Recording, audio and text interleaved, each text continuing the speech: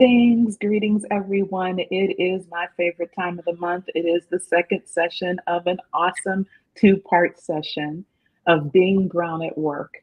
So, welcome to you all. If you were here 2 weeks ago for part one, you know that this is going to be yet a fire one. More nuggets is going to be dropped today for sure. But if you weren't here and you missed it, go catch it on the replay. But still stay tuned with us because we'll revisit some of that topic and then move through it even deeper today. But for those of you who were with us, I want to remind you of this beautiful young woman.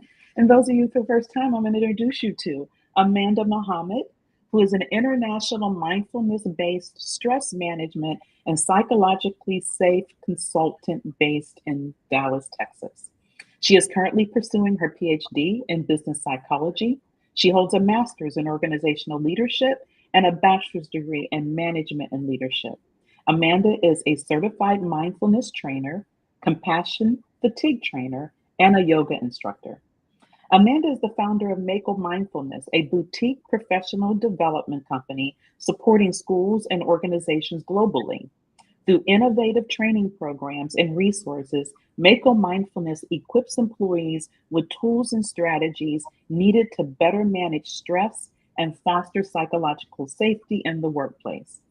As an experienced and highly sought after facilitator, and I said it the first time, highly sought after, I sought after her several times, and it was to the great benefit of my teams globally. So, highly recommend that after you listen to this session, you connect with Amanda because Amanda designs and delivers engaging workshops that empower individuals to take care of themselves and each other. Amanda's expertise lies in teaching practical evidence based skills and developing frameworks that change the way people process and respond to stressful situations. Welcome back, Amanda. Thank you so much for having me. Yes, yes. And as I said 2 weeks ago, had to have you. Amanda was a guest of mine about a year or two ago, and I had to have her back. And we all know because we are in stressful times, whether it's what's surrounding us socially here in the US, it could be what is surrounding you personally. It could also be what's surrounding you in your professional environment, in your corporate space, or whatever your professional industry is. And all those things piled upon each other can create a sense of, oh my gosh, what do I do next? And that's what we talked about the first time, right, Amanda? We talked about the situation we're bombarded with today. Can we revisit a little bit of what we shared a couple weeks ago about that space? Yeah, sure. I mean, we talked about just how much information that we're getting that's coming in, the news and the conversations that we're having on the other side of it, and the way that that is causing us to obviously have an increase in stress, but the impact that it has on our ability or inability to better take care of ourselves, to see hope, to see light, to see the good things that are also going on, and just those really real consequences that come with just consuming everything that we have going on. Yeah. Absolutely. And I know those of you that follow me know that I say all the time, who you are personally is who you are professionally. And there's Mhm. a distinct connection. Wouldn't you agree, Amanda, when you're taking in all of this and creating the stress, there's a connection to how you show up in your professional environment. Yeah, 100%. It's a big part of, I teach on two main topics. There's stress management and there's psychological safety. But I always say there's no sense in us talking about psychological safety if we're not addressing stress, because the lens in which we see the world, it matters. And when we're not taking care of ourselves and pouring into ourselves, or when we're not even cognizant, we're moving so fast that we're not even aware of how things are impacting us, we also may not be aware of how it's impacting the way that we're showing up in our work Mm, environments, the way that we're interacting with our loved ones and with our teams. Like, you can just get this tunnel vision when you are in yeah. like fight or flight and you are just going. You're just trying to make it to the end. Like you are in a survival state and you can't see everything else. You can't see the damage that you've done by going just so fast. So absolutely, they are connected. And the more that we take care of ourselves, the better that we can show up in any environment that it is that we walk into. Exactly. And you said something a couple of weeks ago, a phrase that I absolutely love.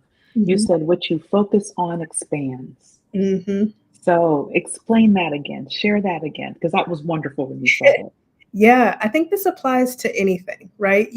Linda, before we jumped on this call, as always, we're always just like talking. And, if you even look at the energy between us as we were just talking about, different things that we were experiencing and lessons that we were learning, as we focused on that, that expanded, right? Like that whole conversation, our smiles got bigger, we're laughing, we're excited about things. Yeah.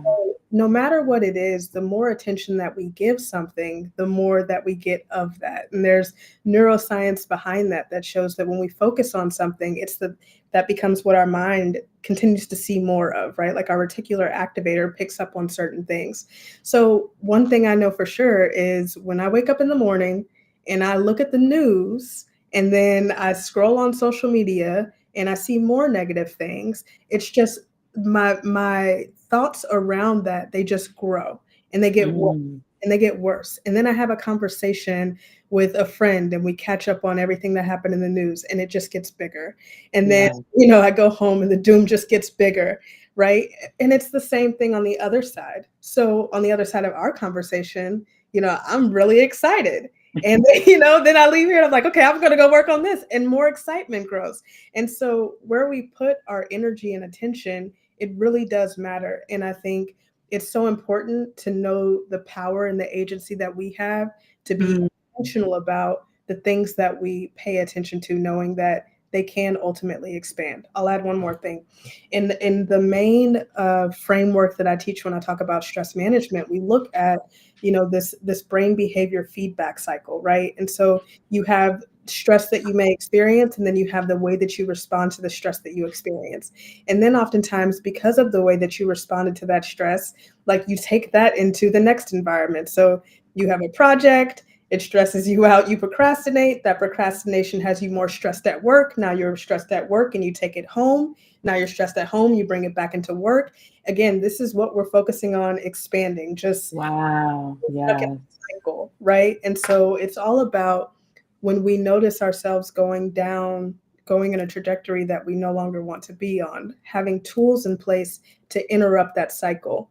But we have to decide that it's not worth the consequence that can come with giving it that much energy and attention.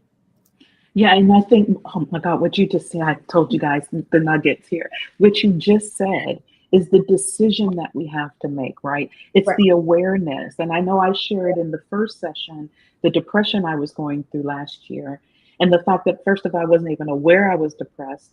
And then once that awareness was brought forward, and I started doing something about it, I realized, to your point, the change in the atmosphere around me, right? Where people were saying, "Oh my gosh, Linda, you're smiling more. Oh, Linda, you're back," kind of, right? And I didn't know I went anywhere.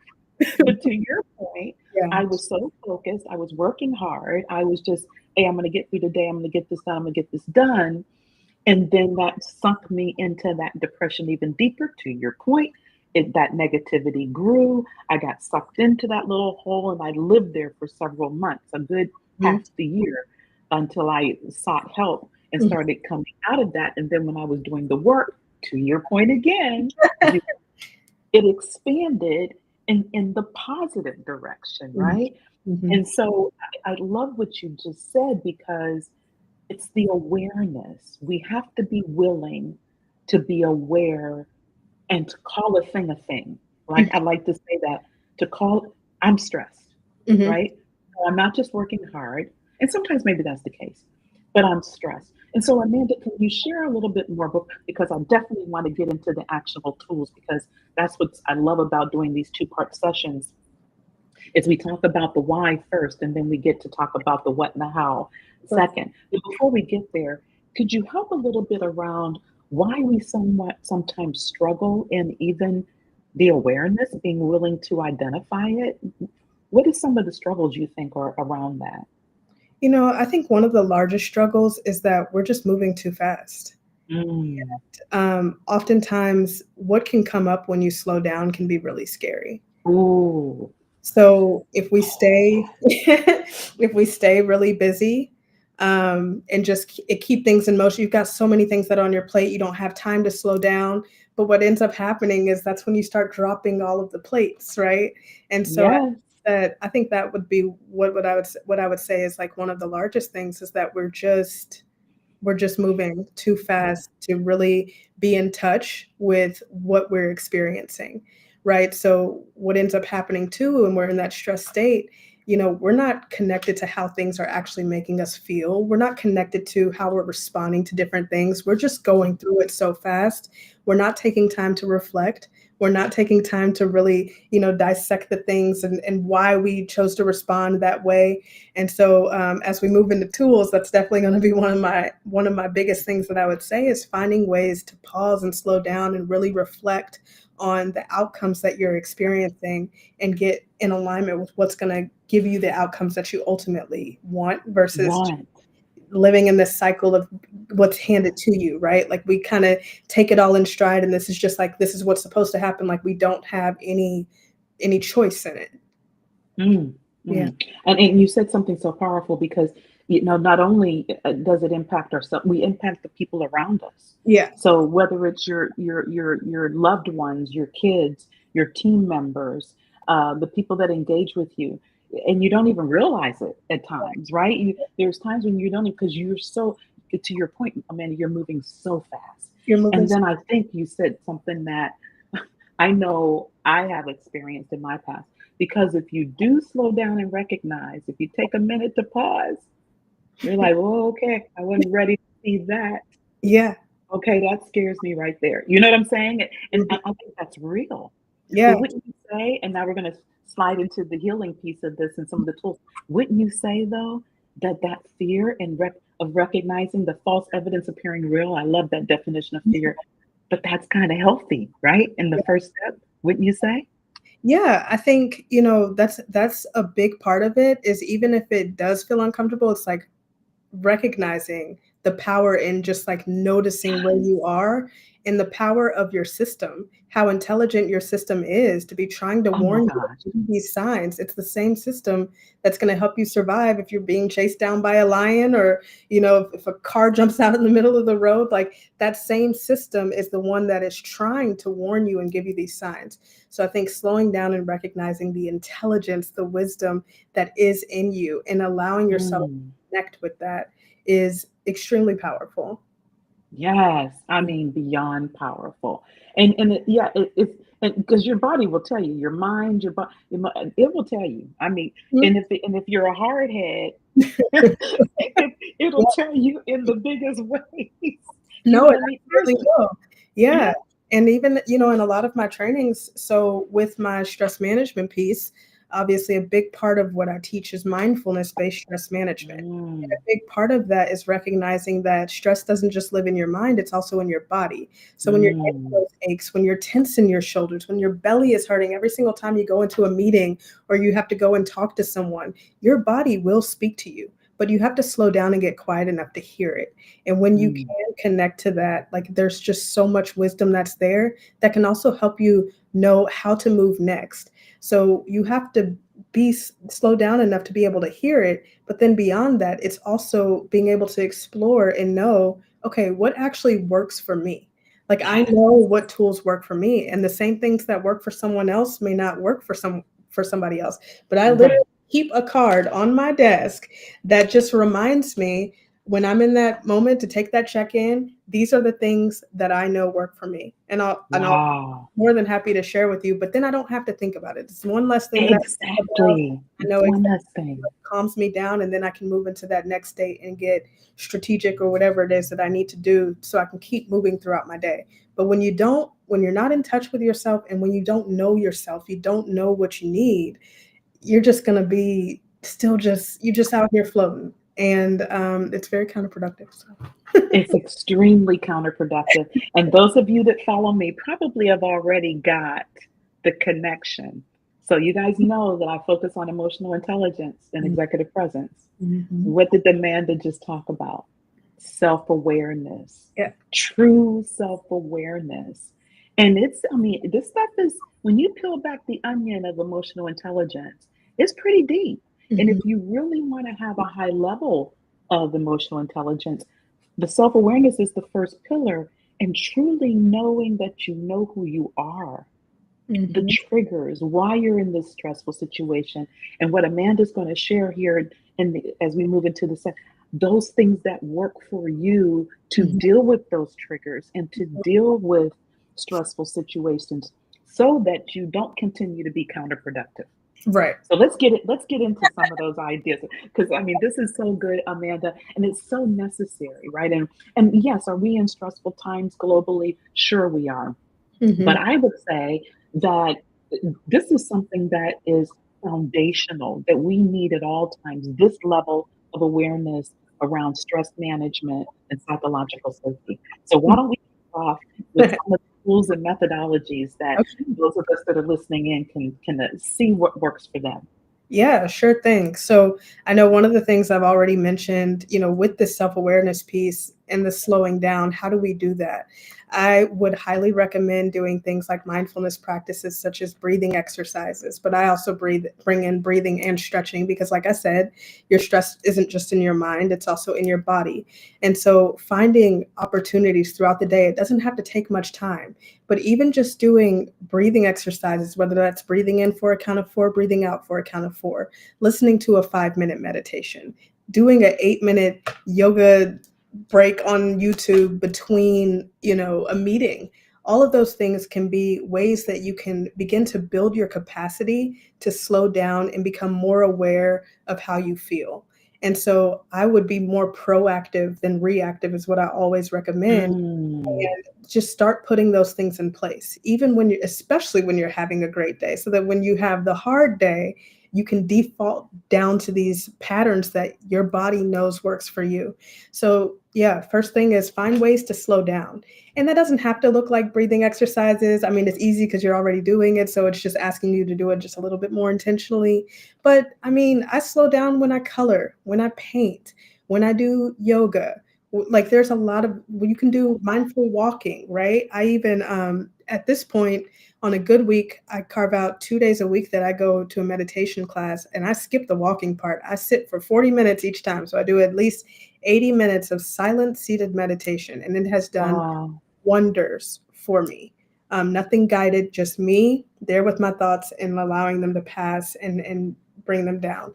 That has really helped me with my self awareness. It has really helped me with being able to hear the tells from my body. I was hmm, sick recently. I was able to catch it immediately, whereas before, I don't, I don't think that I was catching it so fast because I was moving and it's just like, oh, I'm yep, yeah. no, I knew immediately. I was like, oh, my body, like I could tell where it was. So I would say finding those different ways to slow down to help build your self awareness. And with that, you can do things like journaling. You can take that journal to your therapist, to your coach, and unpack those things so that you can start to pay attention to the patterns that you're seeing and how they are impacting your outcomes. So I would start. Beautiful. Yeah. Excellent, excellent. Love that start. Love that start. So once you say that you've put together a way that you can become aware. Hmm. Now, as you're aware, I've got these because I know you got your little card there, so you got things you do. Yeah. I become aware of, the stressful situations, or I know what the triggers are. I've Hmm. done some breathing, or let's say I may not be able to do that in that situation. Let's give an example that I'm in a team meeting and it's become a bit charged, Yeah. highly charged, and I can't go stretch. I can't necessarily sit, close my eyes. I could breathe, to the count of four. But what would be some other ways that we could try to manage stress when, let's say, live ways, when things are happening and it's live, and I need to dial it back so I can move forward in a Mhm. way that truly represents me in the best light possible. Yeah. I know one of the things that has been extremely helpful for me is, well, obviously, I mean, I can't express breathing exercises enough because it's something that's tangible that no one has to know that you're doing. and you can do it really quickly. And there's a number of things that you can do within that. You can do static breathing. You could even do shoulder movements, breathing in, bringing your shoulders up, breathing out, bringing your shoulders down. You could do sun breaths, breathing in, bringing your fist to a close, breathing out, releasing. But on the other side of that, there are other practices that you can do, things like shifting your perspective. I know for me, I have to kind of remind myself, like, okay, I come down and I'm like, I have time on the other side of this meeting to process this, to handle this, and to decide what I Hmm. actually want to do. So everything doesn't, just because it feels like an emergency in your system doesn't mean that you have to put the fire out right in that moment. What's most important is you've caught it, and now you can bring yourself down. Now, one thing that I would suggest, because everybody's resources are going to look different, what I do Sure. on my card, I have 3 physiological resources and I have 3 psychological resources. Ah, So, because again, you've got stress in your mind and you've got stress in your body. So my mental resources that I typically lean on, or the psychological resources that I typically look at, are going to be things like meditation. They are prayer. And it's also listening to motivational speeches. For you, it could be something like music. It could be something, whatever allows you that like mental flexibility that just kind of helps to ground you in that moment.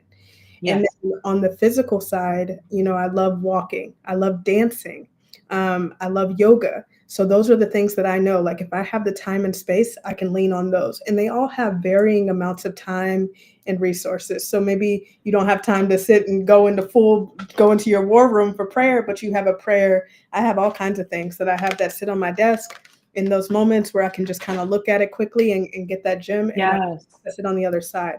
But I think the number one most important thing that you can do is settle your system in those moments when you're escalated, is to catch your breath, catch it, know that this has triggered you, know that this is taking you off course, catch Yep. it and put it in a place so that you can, lean on your resources on the other side of that. And I think what you just said is so critical because we believe sometimes we have to address things immediately. Oh yeah. Just, right when they happen, we have to address them. And I have found 9 times out of 10 when we do that, we don't like when we think about it afterwards, we're like, man, why did I say that? Or Yeah. why did I do that? Or Yeah. I wish I could not, or it doesn't work out. I mean, I had someone mention that to me not long ago. They were like, Linda, I would just go straight to him and say, okay, what made you think you could do that? Or what made you think you could say that to me? Yeah. Or don't you think that's crazy? And I said to them, well, how's that working for you? And it wasn't working very well for them. Yeah. And so I think what you just said is so powerful because there's nothing that is that, I don't believe, that critical, especially when you're so amped up that Hmm. you have to address it then. Hmm. Even if it's, I need to pause, can we revisit that? I found myself say that. Can we revisit that topic later? Or Yeah. can I come back to that? Yeah. Especially if I can feel something internally based on either body language I saw or something somebody said that they came left. And I was like, okay, you really didn't have to do, okay, Linda, can we come back to that? Yeah. That breathe. Oh, can we come back to that? So I think that point you made is so valuable that we don't I think we don't pay enough attention to because we think we have to, I'm gonna address Yeah. them now. Exactly. Well, that deep breath, or however you get to your pause and grounding yourself in that moment, is the difference between reacting and responding to something. Oh And my gosh. I want to say, Okay, hold on. See, you get these nuggets and then you just want to go on. See that? Come on, stop it.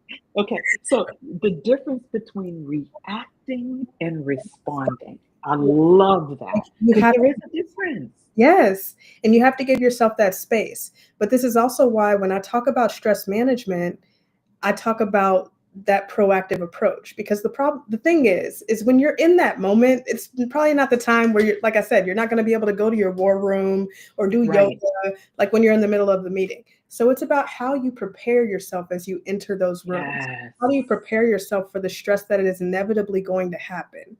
Right? So it's about the things that you're constantly putting in place so that when that stress inevitably spikes, you your brain knows how to calm yourself down, and you know that you have tools and resources, and it defaults back to that. So when I teach Yes. about mindfulness practices, I teach about things like gratitude and affirmations and journaling and perspective and breathing and stretching, and that's the framework that I work off of. But that's why you're constantly doing those things, so that when it happens, you've already put so much in place that your perspective is immediately like, you know what, I don't have to handle it in this moment. And no, I know it feels like an emergency, but it's also not. And like, you can reach that perspective because Yes. all along you've been practicing that perspective. But if you have never done these things before, and you're in the middle of a meeting and somebody pisses you off, Yeah. what, and somebody says, oh, you need to take a deep breath, you're gonna want to like go off on that person, You're right? going to go off on them. Exactly. Or they, aren't you, or you're being aggressive, or aren't you overreacting, or Right. why are you so angry? Then that ticks Exactly. you off even more. It So, is. you know what I mean? And I know that what you're talking about works because when I was at Meritor, you did that exact type of practices with my global team. And I will never forget it. I know some of the guys in the room, they were like, oh my gosh, what are we breathing? And what's the little tone thing?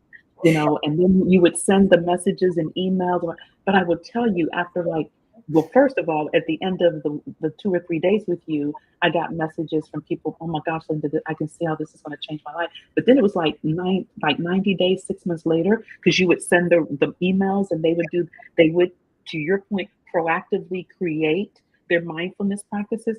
I can't tell you, Amanda, and those of you that are listening, the number of my team members that said it changed their life for their personal relationships. It made them healthier. Their blood pressure came down. They handled conflict resolution at work much more productively. So, I mean, those of you that are listening, you might say, "Oh, mindfulness. Oh, it seems kind of no." I mean, it works. This stuff works, and I wish I had it earlier in my career. I met Amanda later in my career. Still helped me though, because I was, those of you that aspire to climb the ladder, be careful what you wish for, just because the box moves. That stress level Yeah. can, it can move up with it. And so, having Amanda in my life later in my career has been invaluable in helping me. So when you hear she's giving you these tools and tips, I highly, highly, highly, highly recommend you Well, take her seriously and really adopt these.